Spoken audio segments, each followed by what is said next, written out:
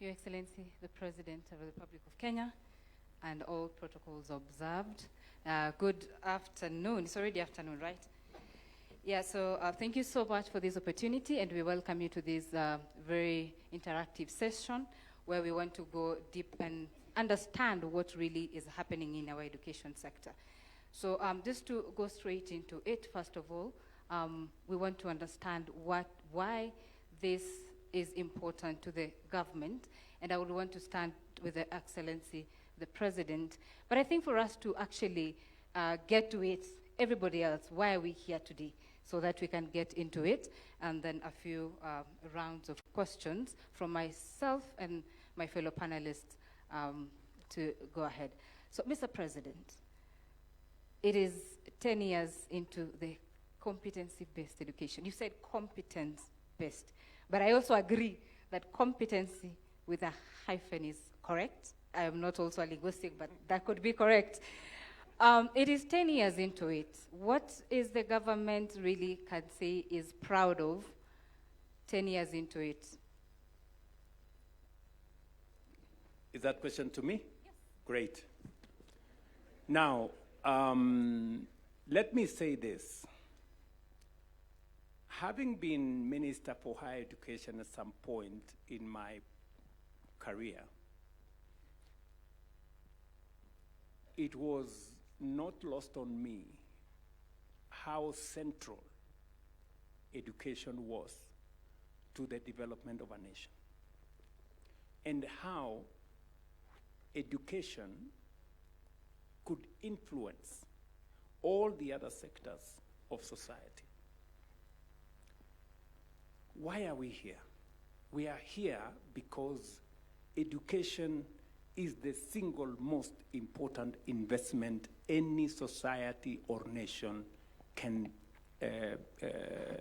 roll out. It's the single most important investment.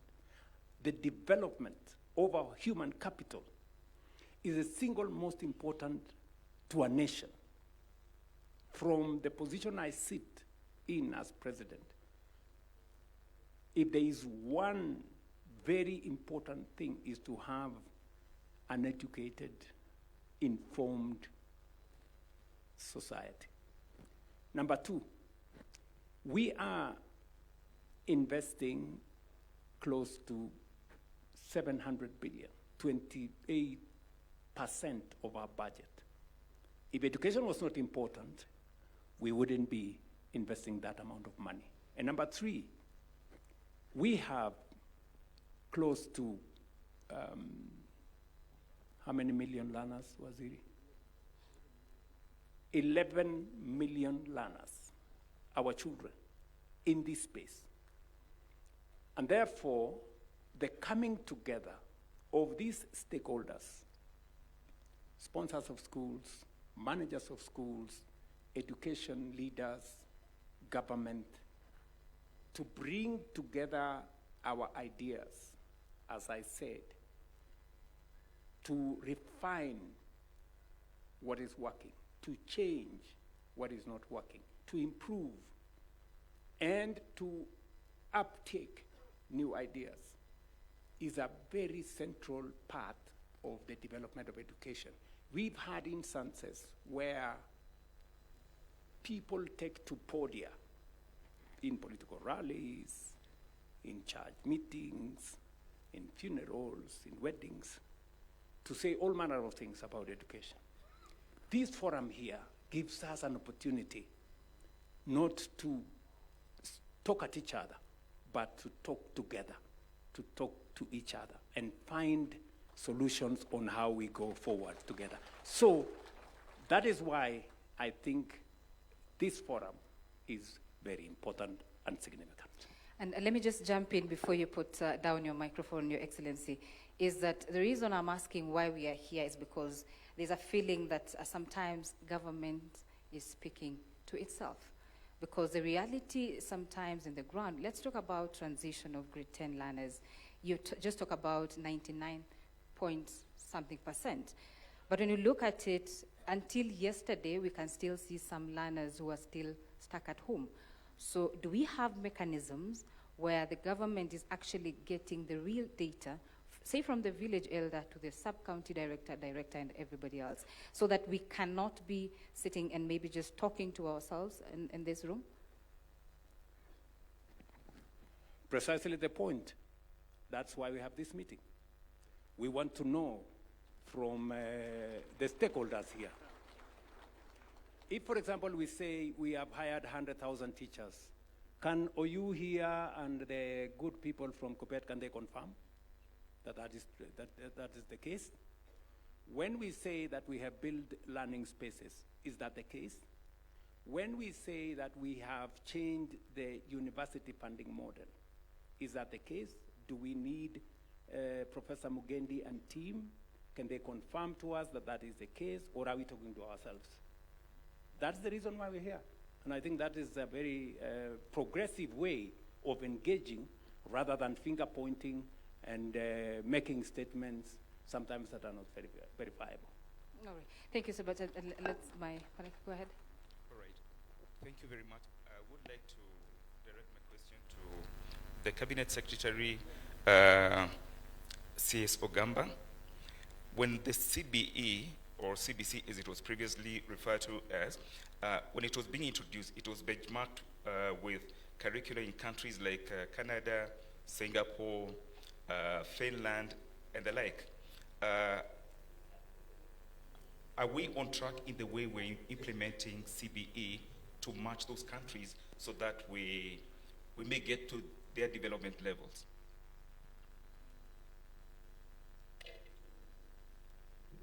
Thank you for that question. You know, the reason why CBE was introduced is because in the old model of the 844, the emphasis was on passing exams. That the job or the paper that you do in one day determines on whether you will proceed to the next level or you won't.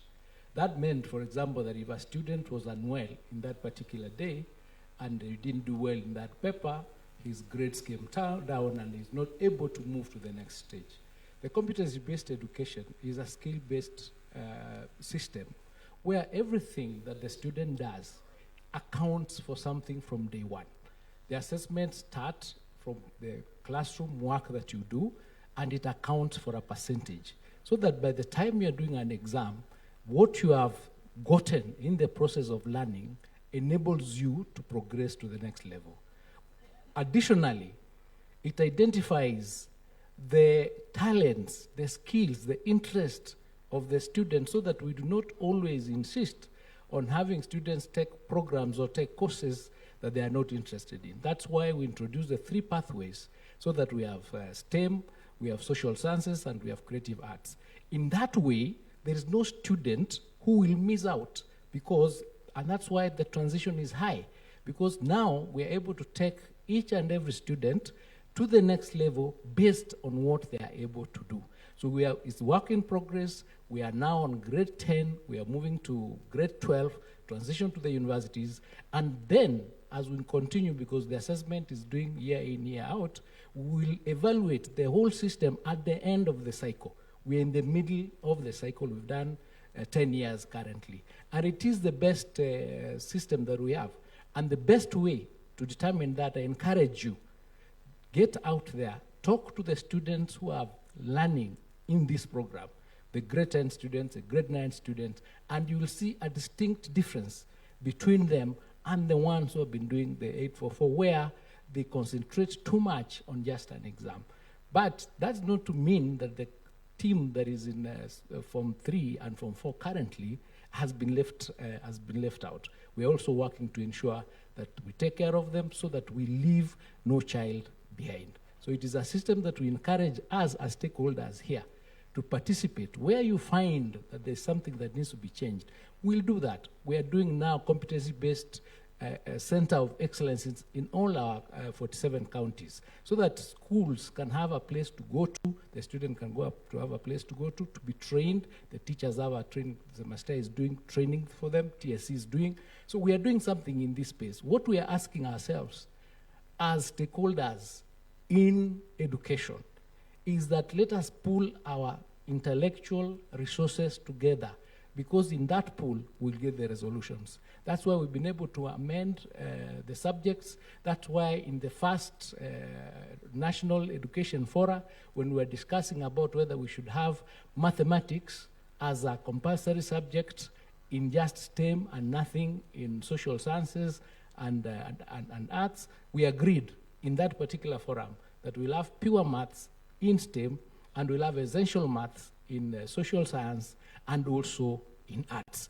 That is something that came out of that discussion of that forum. So we need to just put our heads together, and I am sure that by the end of this exercise, we'll be much better country than when we started. Thank you. CS, before I put down the mic, I asked about benchmarking with other states which are doing very well, and especially because of resources.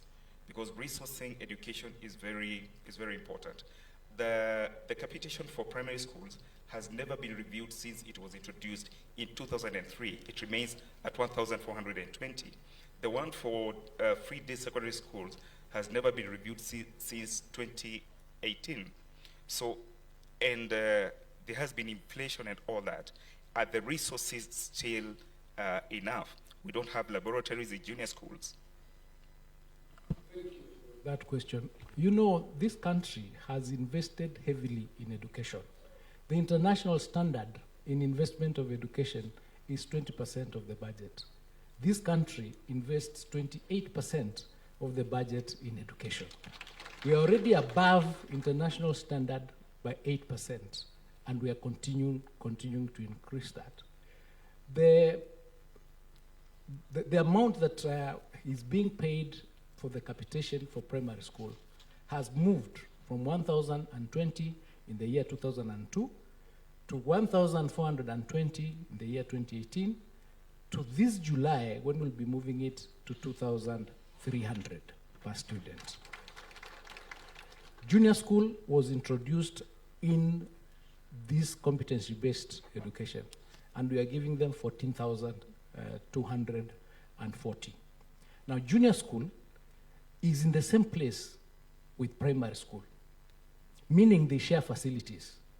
So in terms of the money that is used for primary school vis-a-vis the money that is being used by junior school with students in the same space. For example, if you're paying a watchman, you're not paying a watchman for junior school and paying another watchman for primary school. You are paying for one person. That means these resources are being utilized, and therefore, in reality, we have increased the amount for primary school substantively. Number two, we are doing now this verification exercise that we've done. Initially, we had an overestimation of the students. So the numbers that are sometimes gotten out there, you are still using the calculation of the earlier enrollment to state that, for example, we are not meeting the 22,000. The numbers have come down because there was an increment, an over-exaggeration of the numbers that we had. And that's why His Excellency is saying, we digitize, we get to know exactly how many students do we have, how many teachers do we have, how many primary schools do we have, how many secondary schools do we have. And within those resources, with accountability and prudent use of the resources that we receive, we will be able to ensure that our students have the necessary infrastructure, the necessary human capital to keep them moving in that direction. So we have done a lot in that space, and I think from where we sit, even benchmarking with the West, we are moving that much faster than they did. Thank you. Maybe just to add just one or two things to what Waziri has said, especially to your question as to the countries we benchmarked with. You know, the very progressive question. Of course, we benchmarked with different countries, and there are aspects we emphasized from one country to another. And then also, we customized for the Kenyan situation, because it's not exactly what those other countries are. There are differences. So we have customized for our own space. But I sat where my good friend Julius sat once, and I will give you my personal experience. when we were reforming, you know, the Tibet sector, we took into account, for example, that the system that was there, because many people ask questions about the competence-based learning.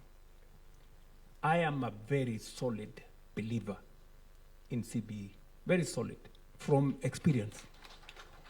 Why do I say that? I say that because when we were reforming the Tibet space, we used to have so many failures. You know, a mason fails the exam not because they don't have the masonry skill. It is because they failed English. So we asked ourselves, why are you forcing this mason to pass English when his skill is masonry, you know? So we scaled down the place of English, and we got many more masons passing because they knew how to do, they had the skill of masonry, but they were failing on English, you know? So that is how we managed to reform that space. Let me give you another example. And these are practical examples which we have had to delve into. What Ogamba has said, the 3 different pathways. We have many learners who are gifted differently. There are people who are not gifted on STEM subjects. They are good artists. They are good social scientists. But when you force them into a channel that emphasizes the things they are not good at, that is why, for a very long time, our education system produced too many failures. You know? Because we were failing our learners on areas that they were not good at, so that even the areas they were good at were undermined by the areas they were not good at. That's why having 3 pathways gives all our children equal opportunity to pass on the areas they are good at. And by the way, we need all of them. We need skills in STEM. We need skills in social science. We need skills in art. They complement society. They make us the society that we are. And that is why competence-based learning is the correct thing to go, the correct education system for us. Let me conclude by saying that, and it's good for us to speak, a bit of experience, because we've been in this space for a while, really helps. And I'm sure the teachers who are here will know that. There was a very big focus on passing a single exam. A single exam determined whether you were a failure or you passed. And that is why exams became a life and death issue. That is why exams were so militarized. There were policemen everywhere, you know, intimidating children, you know, making the whole place, you know, tense, and even affecting the outcome of learning itself. That's why competence learning builds on the learning experience and the learning curve of the student. You know, every stage accounts for the final exam, so that the final exam becomes important, but what you have gone through is equally important.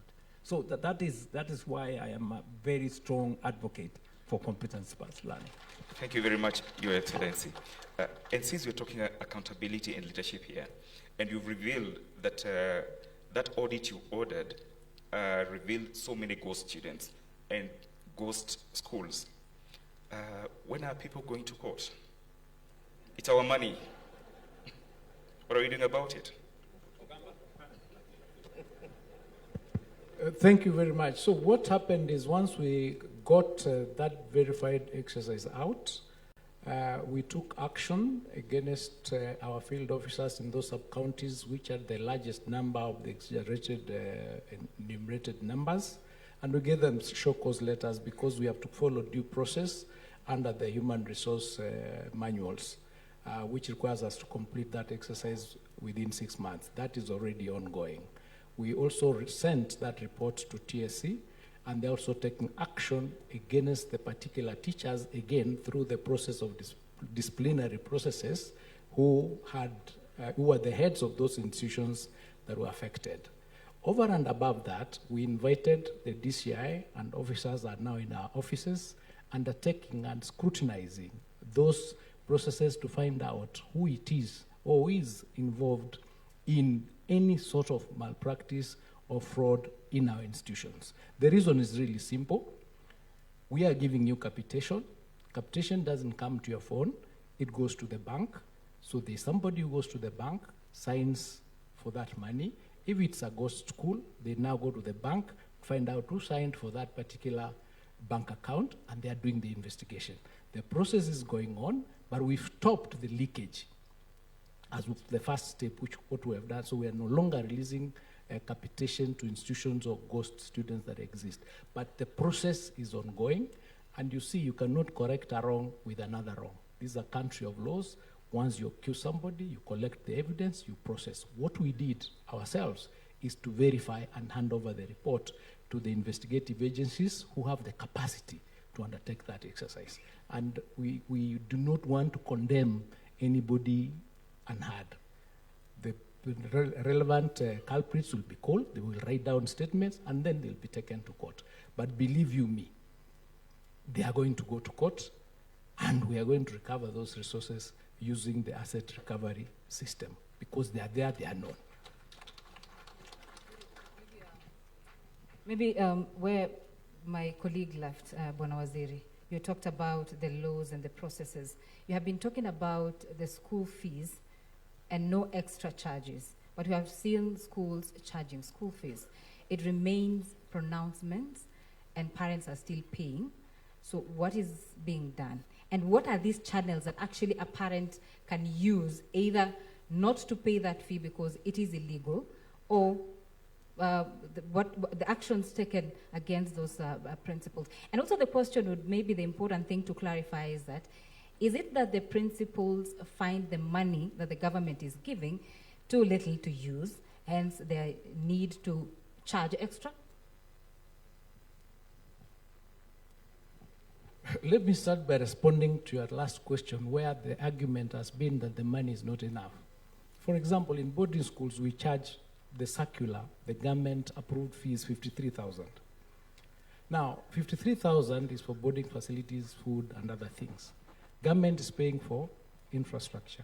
Government is paying for the teachers. Government is paying for the books. Government is paying for all these other things. Now, what has happened is that there are people, scrupulous out there, who have introduced budgetary items into the budget of schools that are non-essential, thereby raising the cost of running those institutions. For example, the latest case that we are handling, where school fees was raised from the 53,000 that is allowed to 120,000. But when we looked through, our quality assurance officers did the report, they found several budget lines in the budget that are non-essential, that are not core to what a school should be doing. For instance, 26 million for going to Dubai. 26 million for going to Dubai. 13 million for speeches during prize giving. So 1.3 million for spiritual nourishment. Then you say government is not, the money is not enough. And you know, all I like us to do, because the argument has been that we are not able to implement the policies. That is because our quality assurance officers are not enough, we don't have enough, and by the time they reach, they find maybe something has been done and moved on. But now we are going to the BOMs, the Board of Management, and some of them are here, and we are saying you must interrogate the budget that you are passing. what does it include? Is that something that is essential to learning? So that you do not increase abnormally the cost of running institutions. So that argument of is not enough is far-fetched because there are many other factors, and of course there are a lot of wastage and things like that. But we are saying now we are acting. Action has been taken. I know TSC has taken proceedings. Yesterday, the County Education Board was meeting to deal with that case, and it is a warning to each and every school head here. If you are involved in undertaking, increasing the school fees, using those levies that are against the circulars that we've issued, you will face the consequences. There's no question about it. It might take a bit of time, but we are going to get you. You will face the consequences. Number two, the schools that are insisting, for example, for students to pay for trips. A school has 2,000 students. Say each student is paying 15,000 for trips. Does every student in every term go for a trip? Tell me. 2,000 students are going for a trip per term.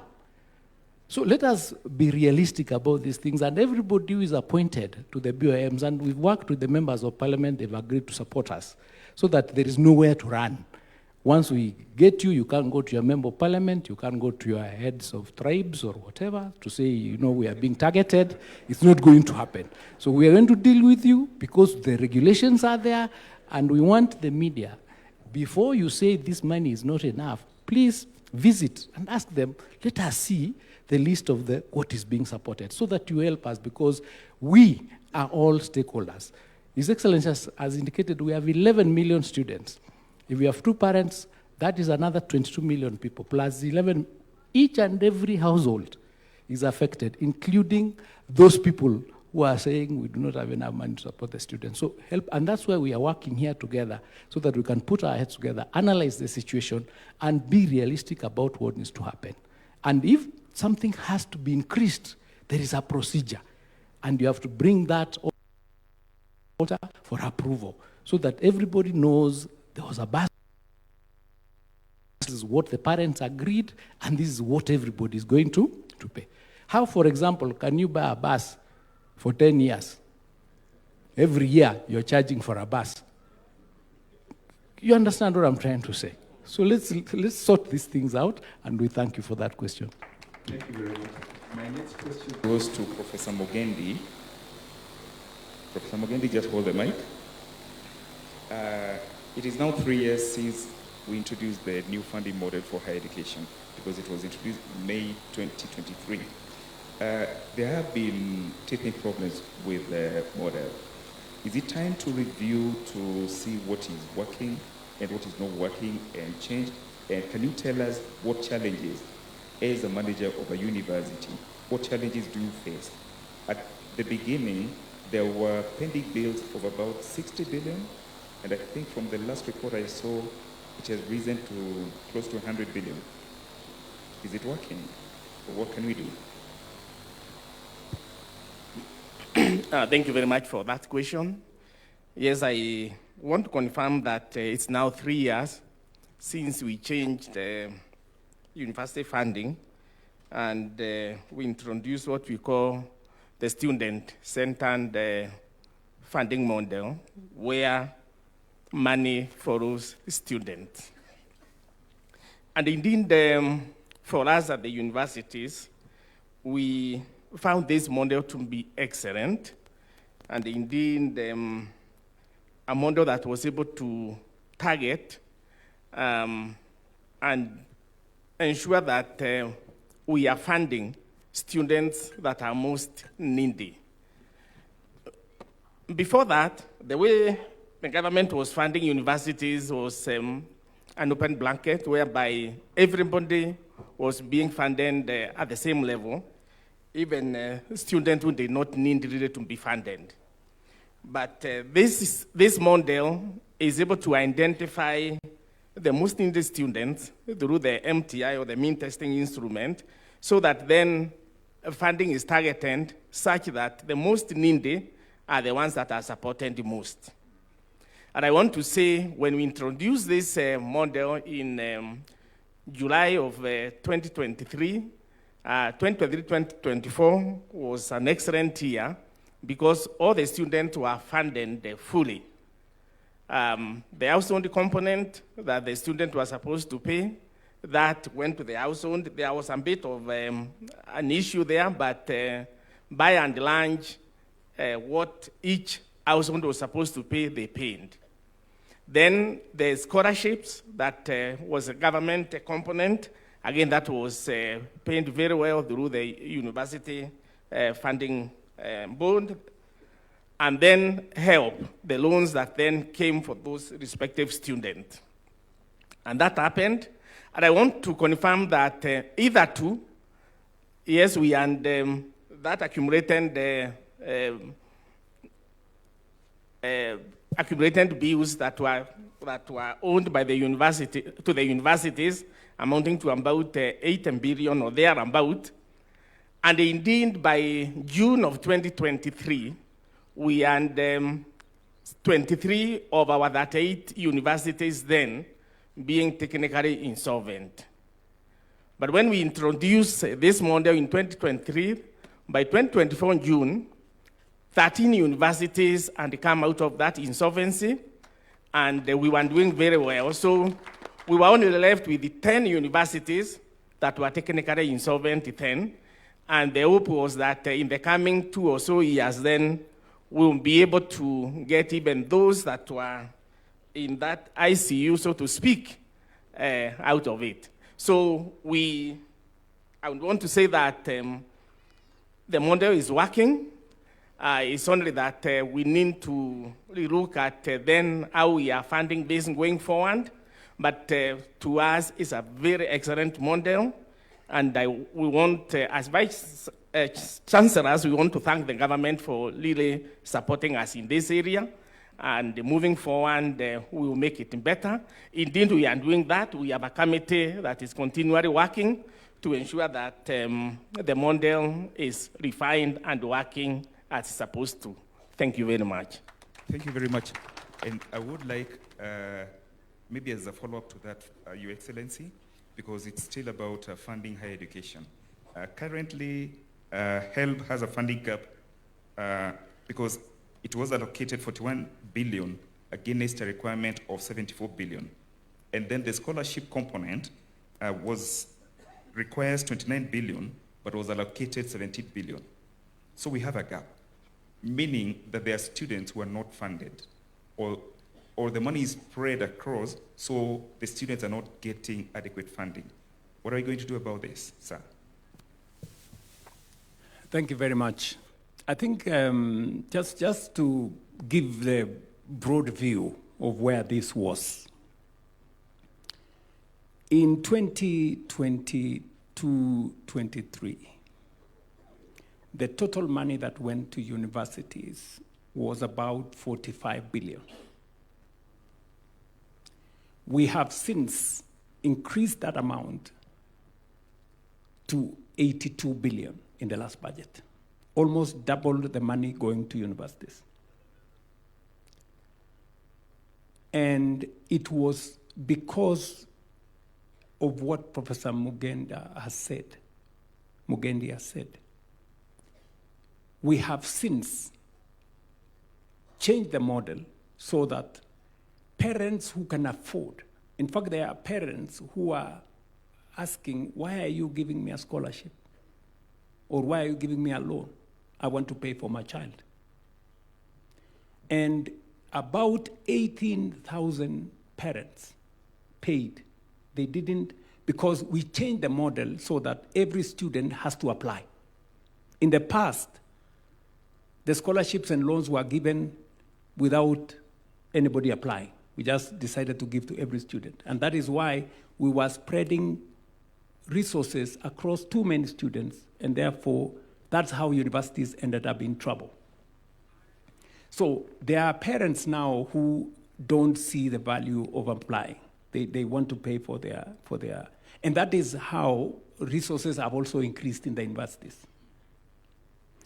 Number two, there were, as Professor Mugendi said, 23 universities that were technically insolvent. They couldn't pay lecturers, they couldn't pay suppliers, they couldn't pay statutory payments, NHIF, NSSF, and all that.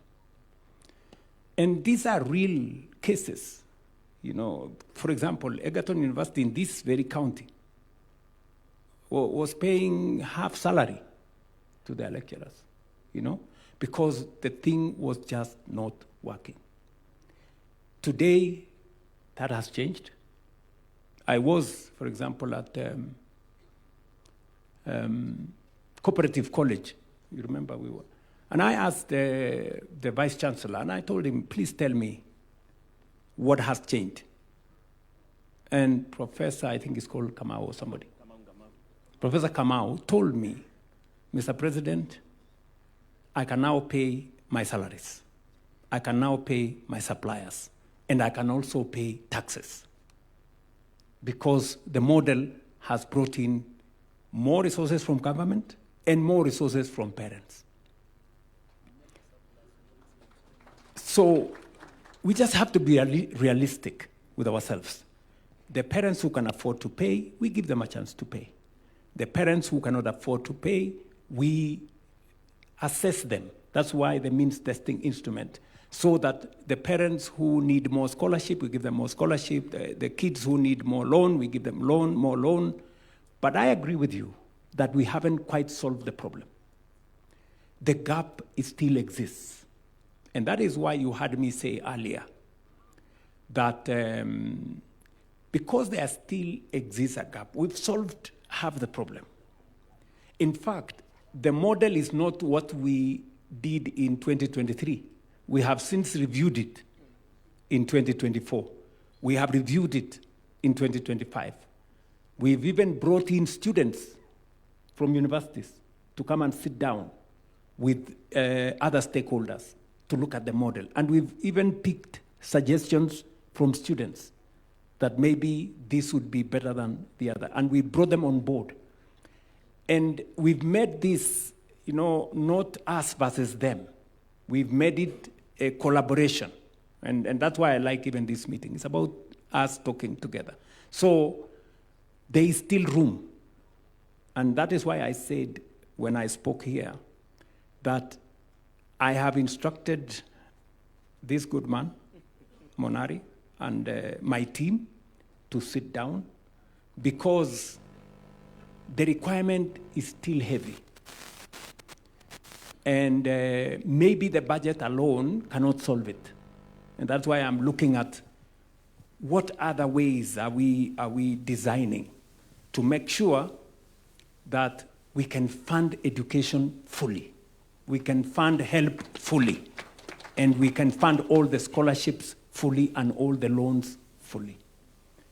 It is also the reason why I persuaded this country that let us have a national infrastructure fund, because there are items today in our budget that can be funded differently. They do not need resources from the budget.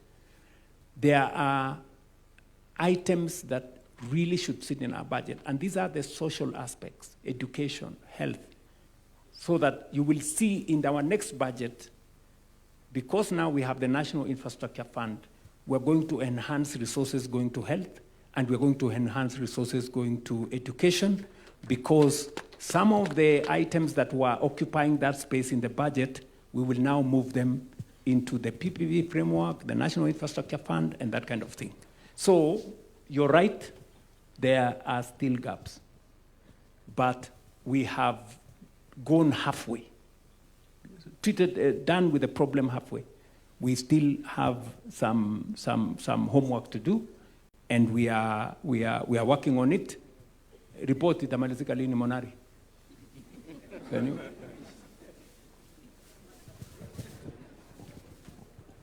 Your Excellency, we have already concluded the report, and we are working with your team, and I believe that by next week we'll present it to you for implementation in the next financial year. Thank you very much for that answer. And Mr. Monari, also thank you. All right. So let me come to you, Secretary General Bwana Uyu. I know the CS talked about stopping the industrial action, which is a good thing for the country to move ahead. Let's talk about teachers and the number of teachers that we currently have, because I know there are still gaps when it comes to also the number of teachers we have.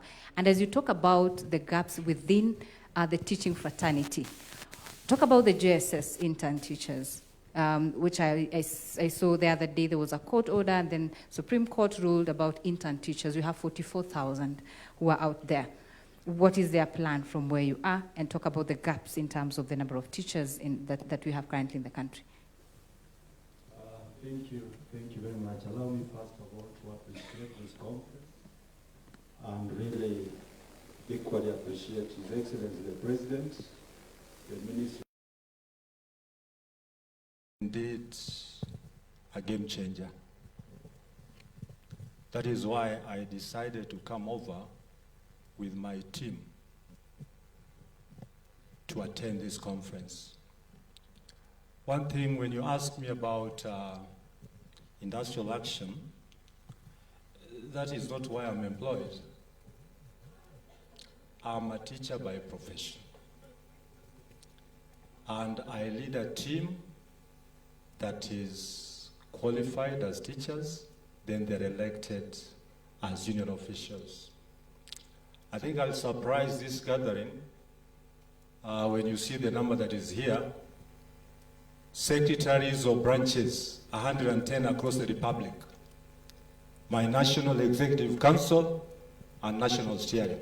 Before I answer that question, can you be upstanding so that look at the team. They're all there. So thank you. Now the issue of employment of teachers and maybe staffing in this country. His Excellency did explain, and I want to repeat. The Education Charter, Kenya Kwanza, emphasized in this sector employment of more teachers.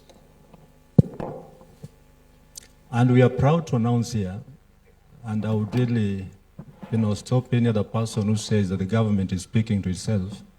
I want to speak on behalf of the government because these are our teachers.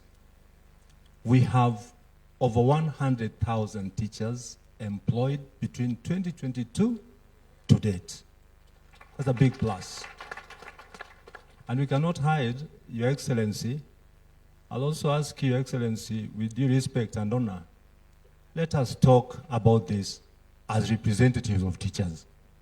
Because when it comes from you, it means that others will politicize and say, this is what His Excellency is saying.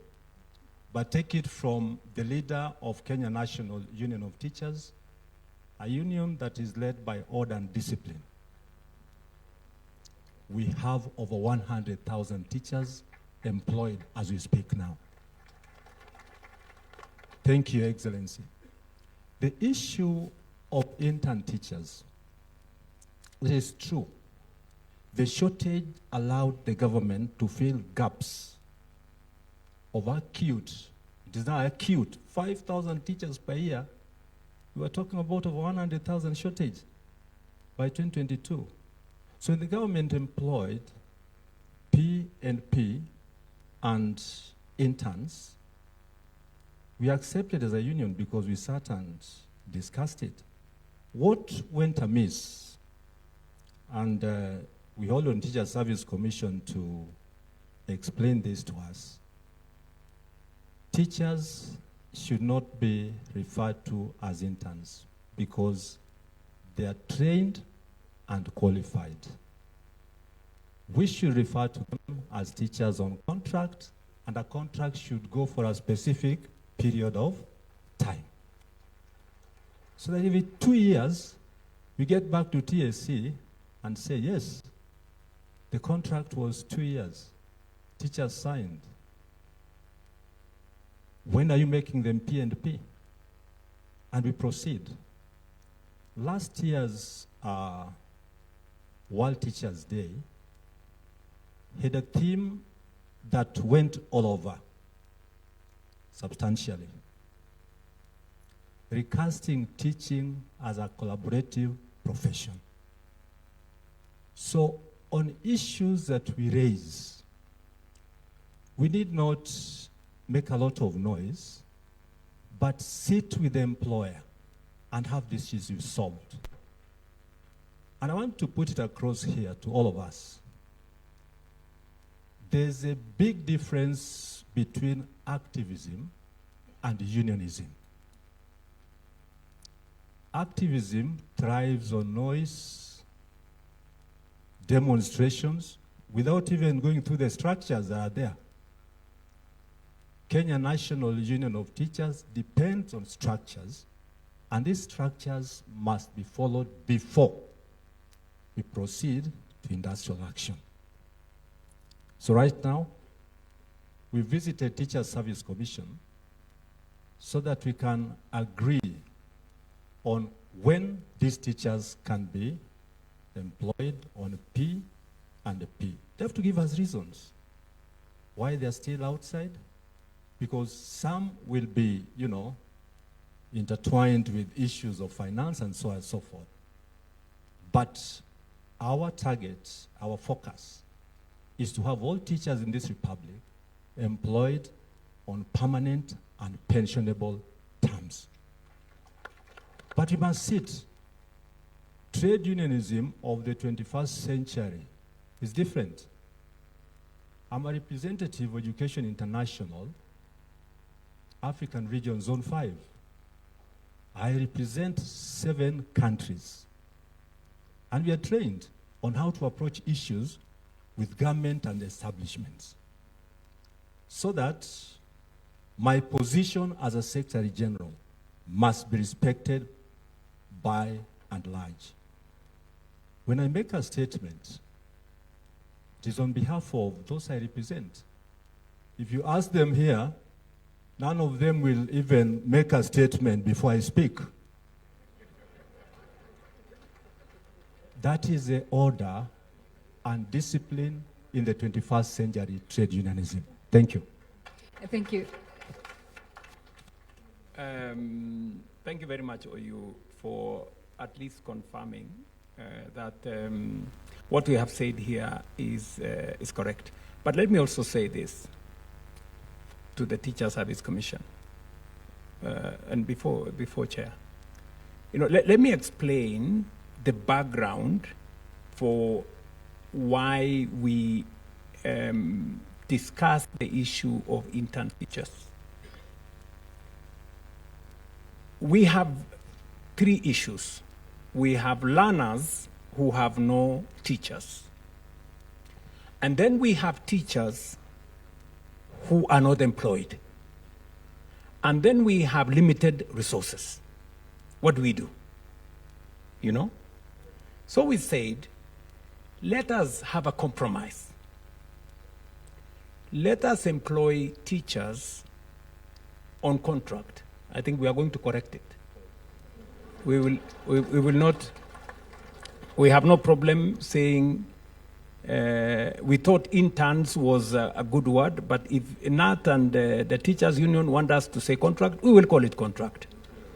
We employ teachers on contract for 2 years with a commitment, firm commitment, that after the 2 years contract, they will transition without any other interview or whatever.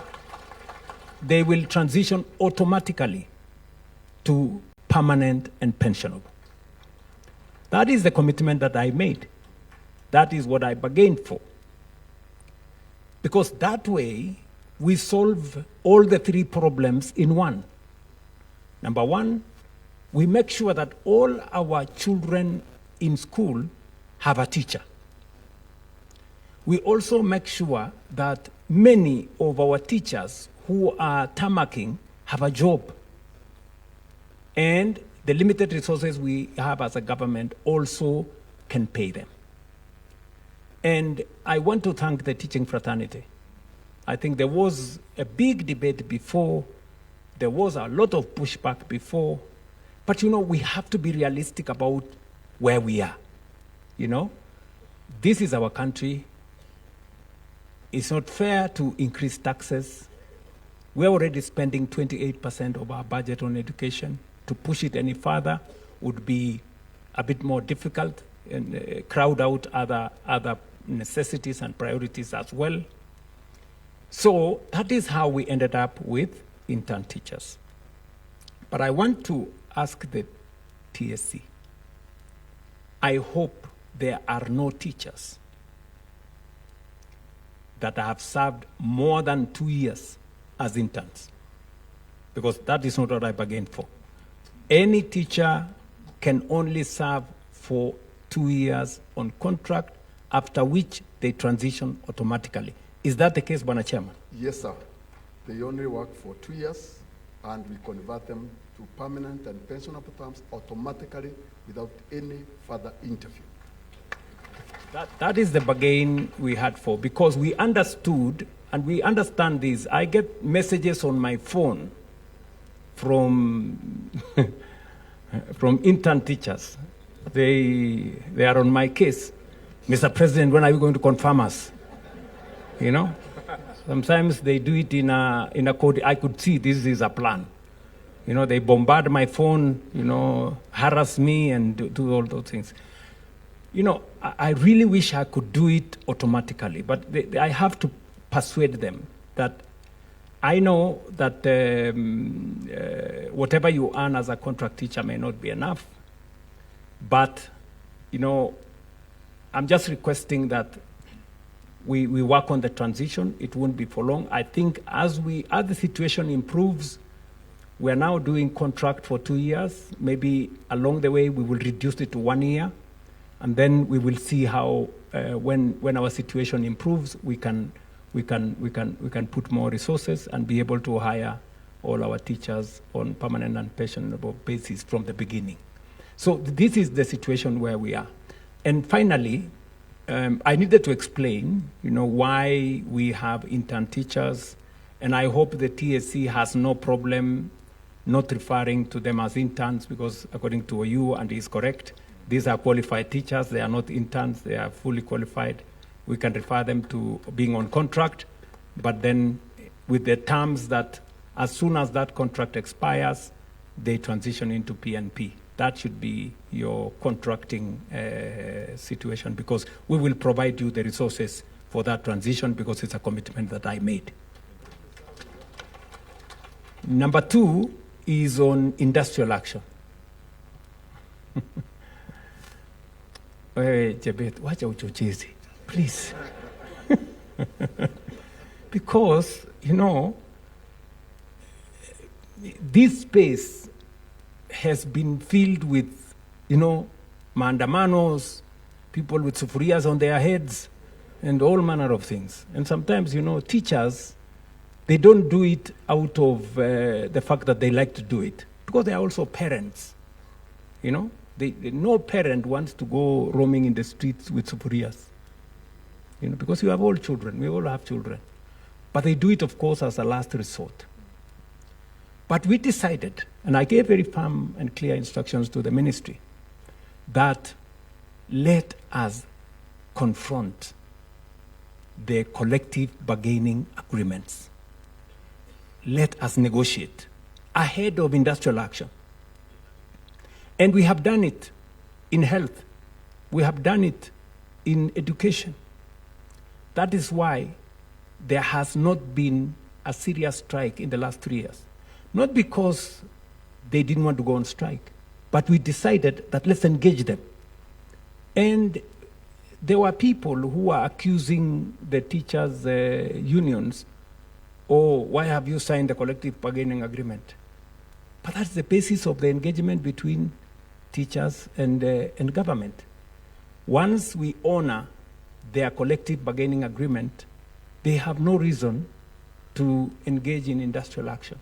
And my commitment to the teaching fraternity and to all the other spaces is that we will go ahead of time.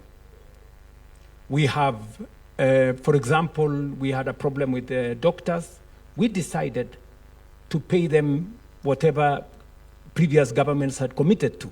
You know, I didn't say it's not my place to do it. We decided to pay whatever it was. I'm sure we spent close to 3.7 billion shillings to pay what was the backlog.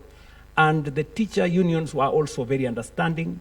They allowed us to pay it in phases and that kind of thing. So I really want to persuade us that instead of confrontation, in a meeting like this, we can find greater collaboration and we can find greater understanding.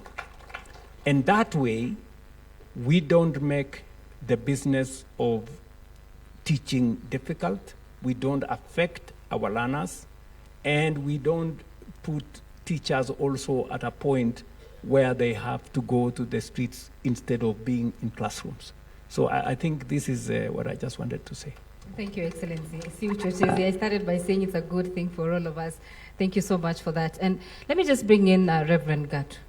And you're representing chaplains in our institutions, which we know that they play a critical role in bringing up our children in schools. Maybe just talk about the issues also that you raised earlier on the chaplainship in our institutions and a token, as you call it. And I want to say that I represent both the chaplains. The chaplains are coming from the sponsors, the religious sponsors across board, across all the faiths. They come in to support our education delivery. We have been in the education sector. We have invested a lot, even in infrastructure in the past. And we continue to be ready to continue investing, especially in supporting moral and spiritual formation, which is one of the goals of our education.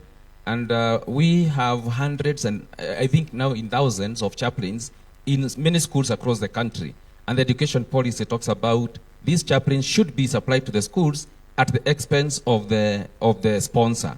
I think it's only in basic education specifically where the government is not allowed by law to support chaplains. Because in all other sectors, universities, wherever else, the money that may be spent, for example, in basic education to do moral and formation is, as you have seen in the past recent issue, is called an illegal allocation. Because there's no other way. Because the Act says the government shouldn't pay. So as chaplains, we've been talking about this, and we are ready to continue collaborating, and we do, not only in terms of the government paying, but also having a conversation, because I believe it is, as a sponsor, the sponsors can do something, but also that collaboration should be allowed by law. We continue to be happy with the competence-based education. As chaplains, we had a meeting recently, and we evaluated the situation. When people get stressed, when people don't have jobs, when people have failed exams, they come to us for counseling. And when we see a system whereby all are valued and they come out all winners, we are happy for that. And Your Excellency, we are happy for the CBE education, and we are happy for that. And we hope that the teething problems here and there in terms of allocation of resources and so on, labs and so on, will be catered for. But we would want to have a more collaborative approach between the educations, all the stakeholders. And Your Excellency, you mentioned all of them, and you said we should all collaborate. And I hope that that will be, we are going to enhance that. We are ready as sponsors, as religious sponsors. We are ready as chaplains to continue. And I said we have thousands of them in schools, not supported by in any way, but self-sponsoring themselves. The sponsors are sponsoring them, because even schools, they find it very necessary. Every school in this country that has a name has a chaplain. And I believe this is something that we continue conversation around. We have from 2017, for example, been trying to say, what do chaplains do in school? Many of the stakeholders here know we have many chaplains who have been doing work in school, but even principals have not been able to say what they do. In 2017, the Minister of Education came up and said we want to do guidelines on just guiding chaplains what they do. Your Excellency, since that time, nobody wants to finish that process. We've been trying to move and nobody wants to have it completed. I believe that's a very basic guideline, just to tell the chaplains, now that you are in schools, what are you supposed to do? And we sit down together, the minister and all, and ask ourselves, what are they supposed to do? I would encourage that we be collaborative. the religious sponsors are ready to support the system of education. The task forces that have been there, we have had the religious representation. We have given very good input, including the recent presidential task force. And the government at the higher level has been listening to the religious community and inputting a lot of input. And I believe that we can do more collaboration. And I hope I have answered the question that you asked. Yes, you did. You did. Thank you so much. Let me just bring in Waziri on the issue of textbooks in grade 10, which I know the latest data shows that 11 million books have been distributed. Do we have data that shows a specific subjects in schools? Because there are few principals who are saying they are yet to receive enough, because you find 5 to 6 learners are sharing a book. So is it the difference when it comes to, others actually are saying, is it the principals who took so many students beyond their capacity? So talk to us about that shortage of textbooks, and if there is a database where you can say English, this number of students in this country are needing these books. Thank you, and the CEO for KICD is here. He'll be able to give more details on it. But as you know, when grade 10 transitioned, grade 9 transitioned to grade 10, a number of students requested for transfers from one school to another. So during that time, the data that was being used was the data that had been previously presented to KICD for the distribution of the textbooks, so that the ratio of 1-to-1 per subject was to be met. Now, because of that movement, the KICD did a circular or a request to all the principals to do another return to indicate, yes, last year we had put in a requisition, for example, for 600 books. Now we have 620. So that then KICD could then do the rationalization of that process and redistribute the books to the various institutions. Some who had more were asked to return those books, and those who didn't have were requested to give in the information so that they can get. But easier, I can answer that question more appropriately.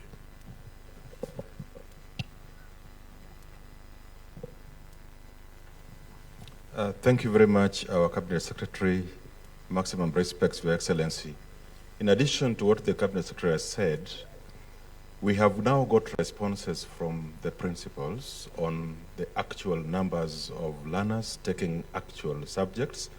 But as we talk today, we have to verify those numbers through our sub-county directors of education so that we are sure that the numbers the principals are giving us are the exact numbers of learners, because we don't want it to run into the problems that took place before verification. We have given that process 1 week, and after that 1 week, we should be able to tell the publishers, now these students in these schools have this shortage, and they'll get back the books before the end of this month. Thank you. Thank you very much. Maybe just so that I can assist from where I sit. You see, this data thing is actually at the heart of solving many of our problems. And it is the reason why we shouldn't be waiting for a teacher to send us returns. If we digitize this data, we can authoritatively know how many students are in school X.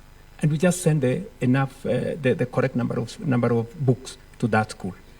That is why this digitization is very important. We've traveled a journey, a long journey to getting it where we've gotten it. I'm very happy that Ogamba here tells me now they are ready for the rollout. You said on 10th, 15th. It'll be the first time we on board, we go live, and then that is with the secondary, and then 2 weeks later we go live with the primary, and make sure that we have all this data so that KICD will authoritatively send books, the correct number, to every school, because we will have their data onboarded on a digital platform. Number two, two things that my good friend Chaplain Gatu, my good friend Gatu here said on the matter of chaplaincy. It is true that maybe a conversation has to be done, because he says it's been hanging because nobody wants to deal with it. So I think in a forum like this, we need to have a conversation. What is the job of the chaplain? What is the job of guidance and counseling? Who does it? Do we have teachers who do guidance and counseling, psychologists? What is the training of the chaplain? What kind of a chaplain? What are the qualifications of a chaplain? Once we have identified what they are supposed to do, then we can have qualifications so that if they are supposed to do job X, they must have the qualifications to accomplish that responsibility. So I think this is the conversation that we need to have. And then we will also need to have who pays them. Okay, we have schools that are sponsored by churches, but we also have schools that are not sponsored by anybody, government schools that are not sponsored by anybody. What happens? You know, that kind of conversation is what needs to be done. And Waziri, I'm sure a forum like this will provide a good space. We can have suggestions, it can be refined, and then it can be approved. And then as government, we can pick them up, take them to Parliament, we create a policy, and then subsequently we generate either regulations or a piece of legislation to guide that process. And finally, to the conversation, I just wanted to bring to the, to buttress what I said about being frontal with engagement. There was a problem with SHA, with teachers, about a month ago, when there was a problem of co-pay, you know. It came to us as because we were trying to protect teachers' money not to be eaten by some of the hospitals that we know. Then some people went overboard. But I'm very happy the minister came with his team, the teachers' unions came with their teams, they sat down, and they agreed and sorted out the problem. Now we have clarity on what is going to happen.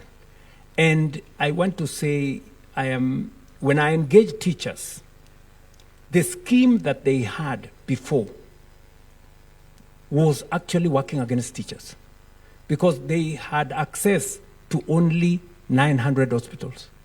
Today, they have access to 9,000 hospitals across the country. Their scheme was good on paper, but was not good in practice.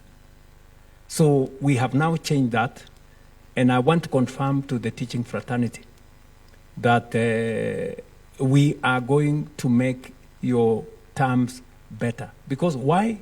Look, we were paying an average of 24 billion shillings every year for the private insurance. Under SHA, we're going to be spending between 15 and 16 billion. We are saving close to 7 billion shillings every year. Just imagine. Money that was being shared by characters in this town. And they are the ones who are sponsoring all manner of things. Headline this today, they put another headline tomorrow, they put another story, social media, blah, blah, blah. You know, because they have lost, you know, the gravy train.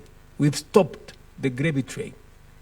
But, and that is why when you see all these screaming headlines, oh, SHA is not working, I don't know, the teachers have rejected SHA, I don't know, blah, blah, blah.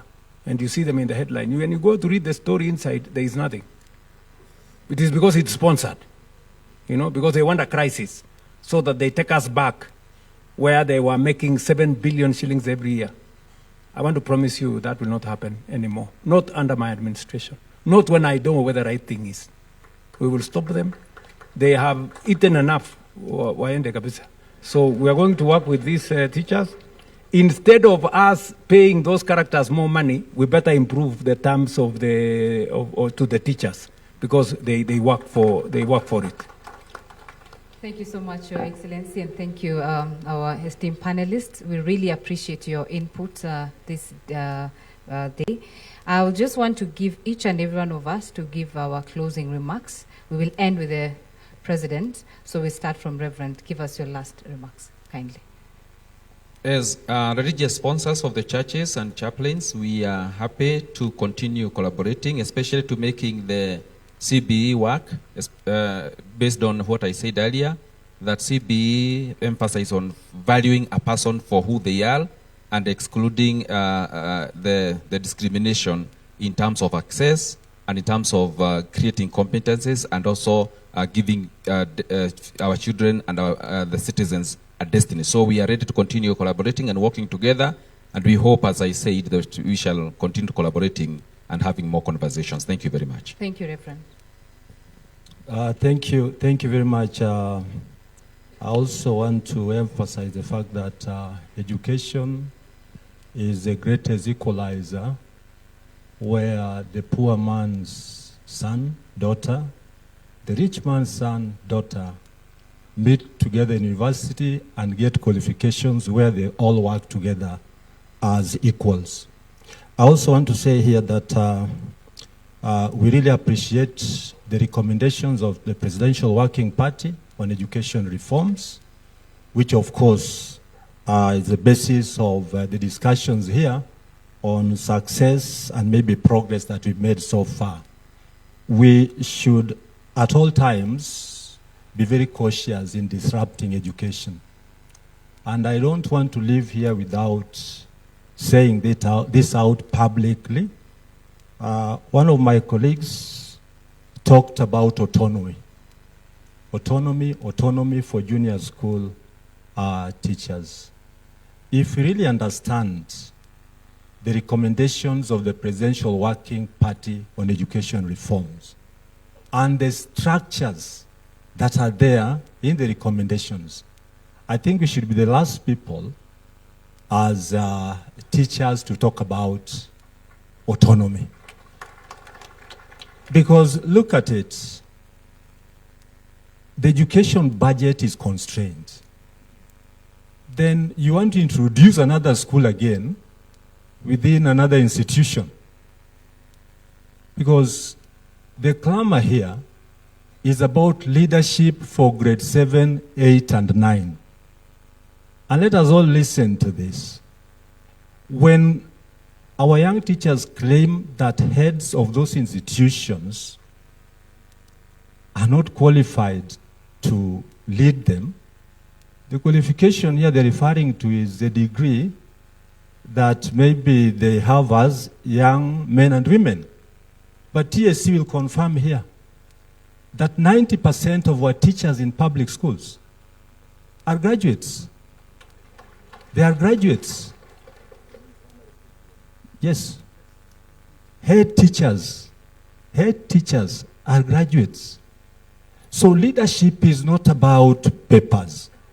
It is experience and how long you've taken to climb to that level. When I came from college, I was the only P1 in that institution. The rest were P4s. I don't even imagine that I should be the deputy head teacher of that institution. So let us get it right, and very soberly.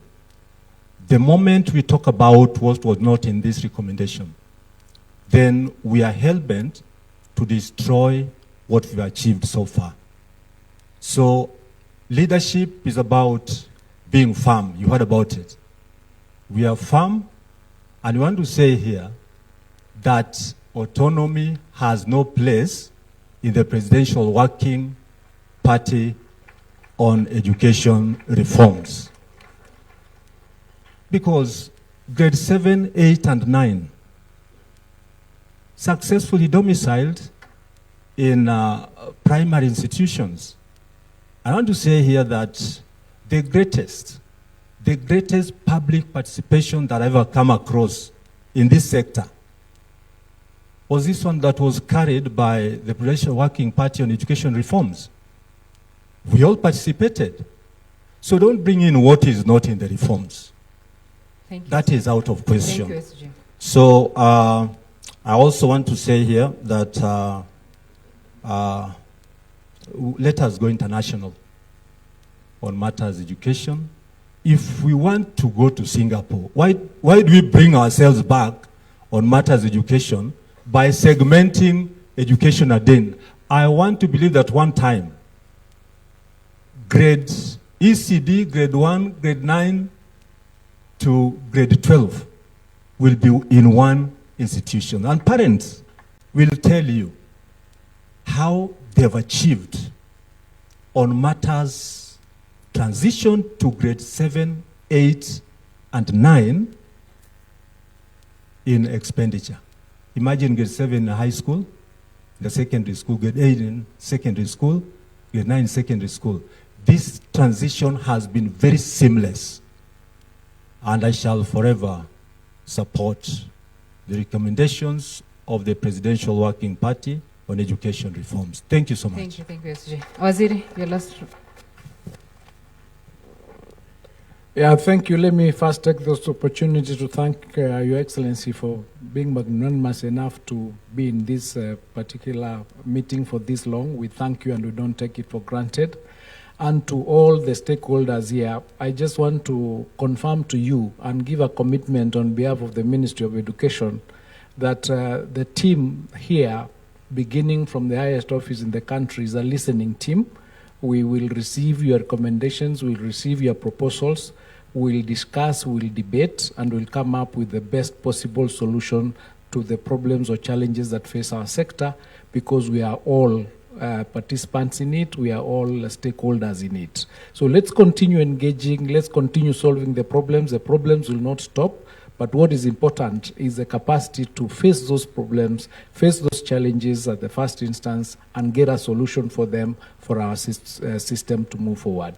So thank you for agreeing to be here, for participating. Participate, as I said, authentically, be honest in your deliberations, be open so that we can get the best possible solution. But thank you, and thank you for all the support that you continue giving us in the ministry. Asante sana. For me, I also want to thank His Excellency for the support we have continued to receive from this current government in our institutions of higher learning, the universities. And they really say that the student-centered funding model, as I said, is a very good model for all of us. And indeed, it's working.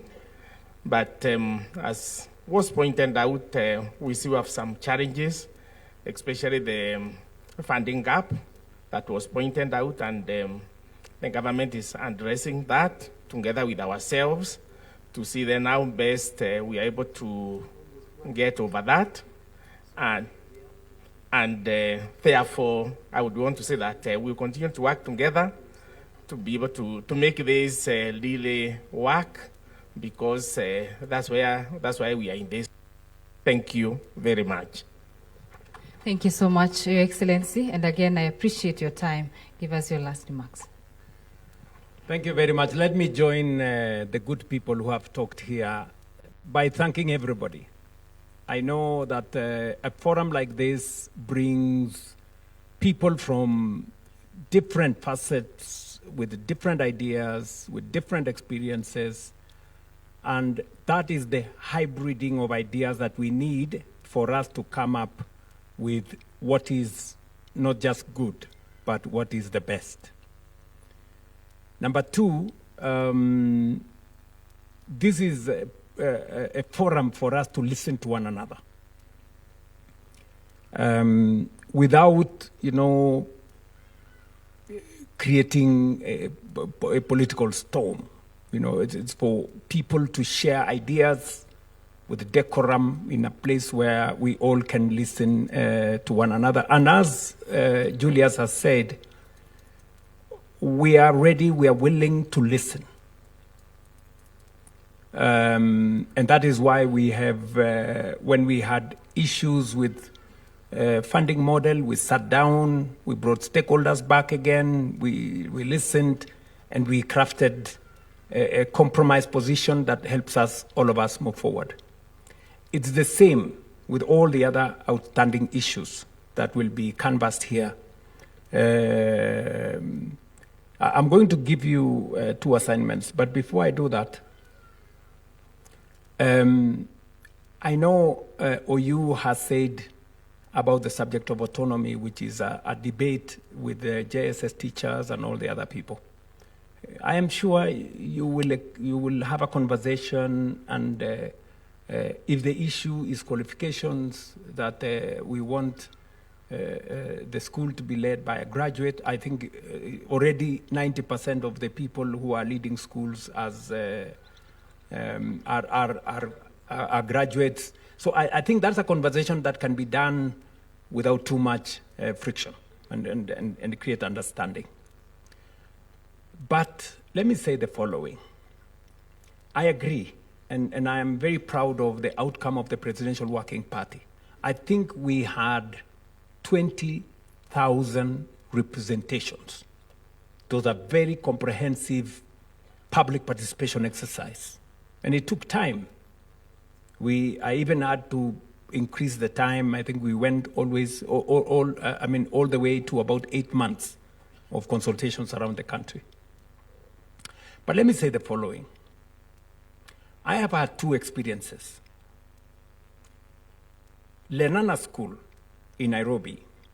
I went to Lenana School and asked the school, because you have a whole 200 acres, that quite a bit of it is bush, please let us build a primary school.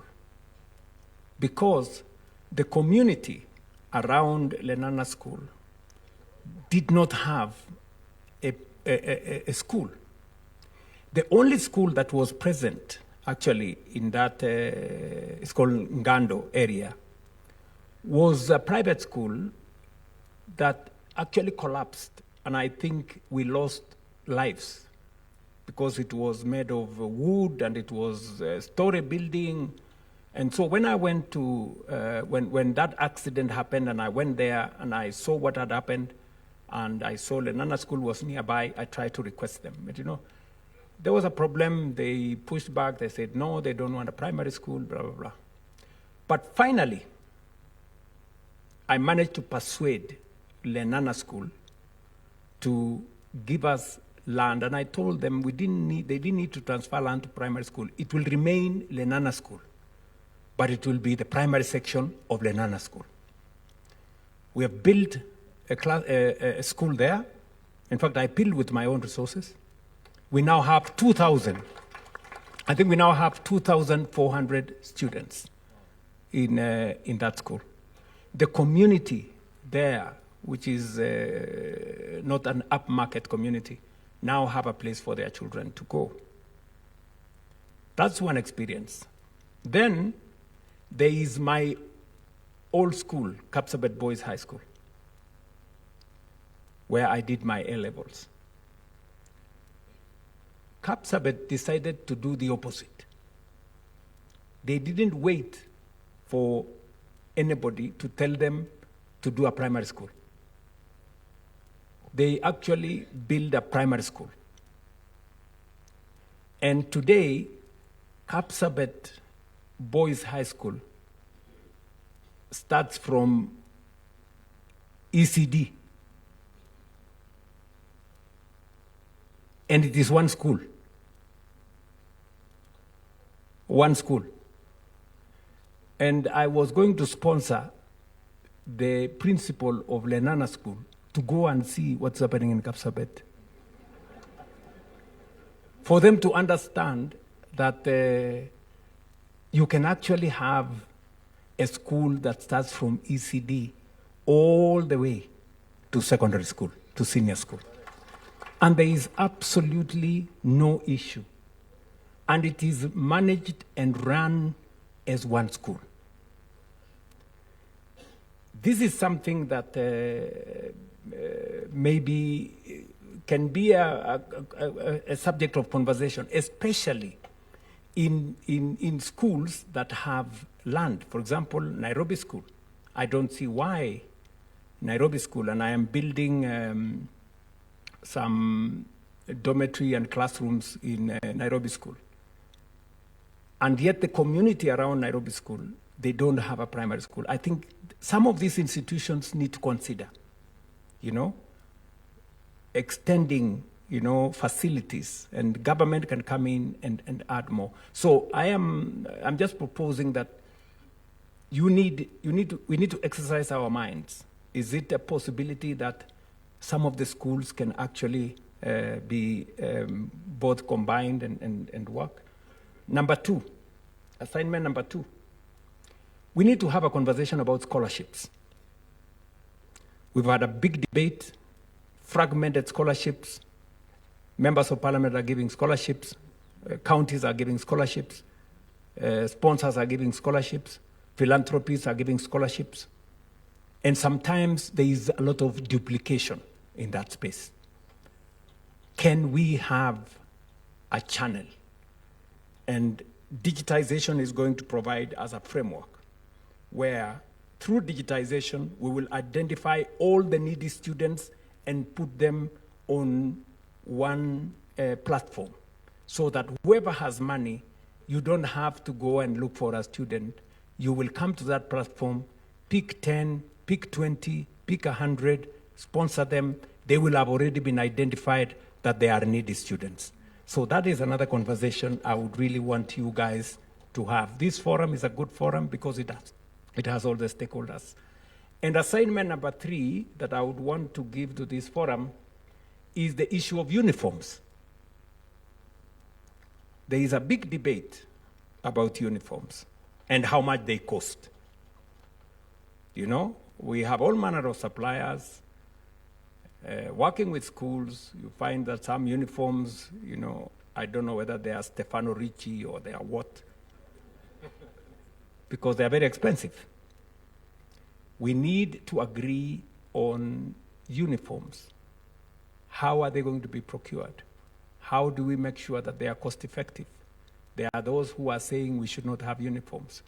I don't know what their ideas are. How do we, granted, you don't have to be dressed in a certain way to learn, but this is the debate we must have so that we create a uniform playing field, but certainly we need to discuss about the cost of uniform. It is becoming an impediment to education, especially in some schools where uniforms are very expensive. So this is a conversation I think this forum can undertake. Otherwise, I do not want to say more. I am very passionate about this. I could speak for longer because when I got the privilege to be Minister for Higher Education, I realized that this was a very important space and with a lot of impact on human development and national development.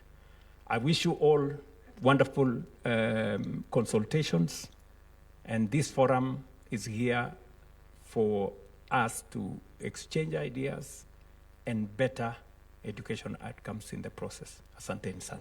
Thank you so much, Your Excellency. And it's my singular honor now to return this to Mike. Thank you.